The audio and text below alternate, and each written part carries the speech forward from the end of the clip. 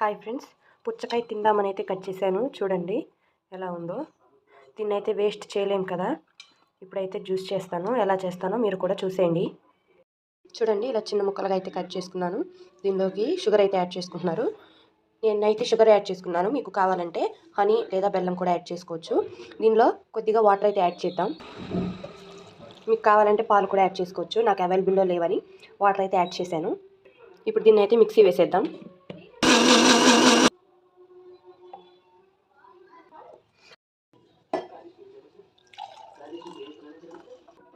చూడండి, డ్రింక్ అయితే రెడీ అయిపోయింది.